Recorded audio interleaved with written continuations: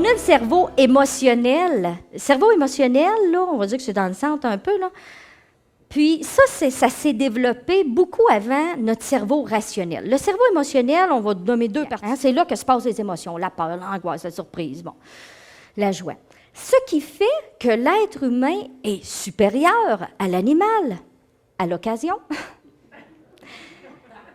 C'est dû à son cerveau rationnel, le lobe préfrontal, ici.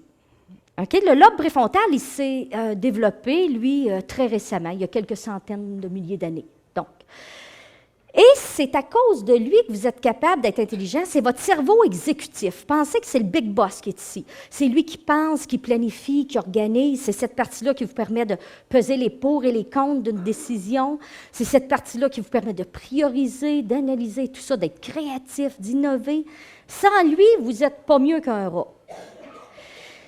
Le problème, c'est lorsque nous sommes très émotifs, sous le coup de l'émotion. Puis en passant, je sais que lobe préfrontal, ça ne fait pas partie de notre vocabulaire. Là.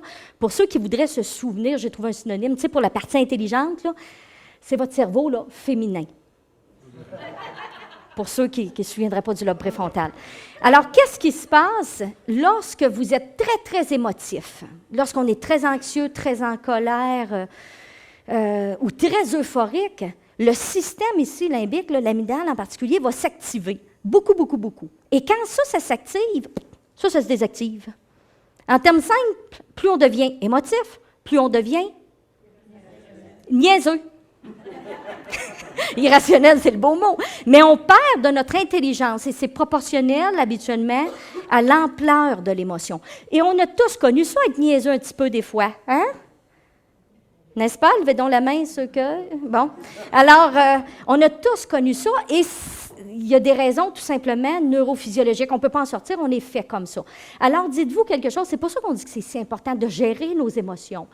Alors, les gens qui sont constamment anxieux, constamment stressés, ils vont moins opérer au niveau intellectuel parce que ça ferme les portes à votre capacité ici. On l'a tous vécu.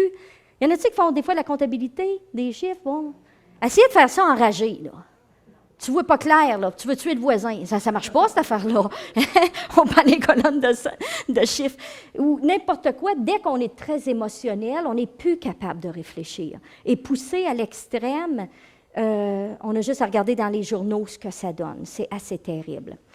Alors, quand je suis émotionnelle par rapport à une situation, juste le fait de me dire « que ferait X », ça m'amène à être obligée d'aller dans mon cerveau rationnel parce que je suis obligée de m'imaginer la personne en action.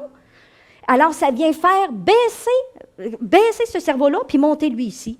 Donc, plus on arrive à diminuer l'intensité de l'émotion par des stratégies, on récupère notre cerveau. Parce qu'autrement dit, vous avez beau être bien brillant, mais sur le coup de l'émotion, il n'y a plus personne qui est intelligent. Puis on l'a tous vécu.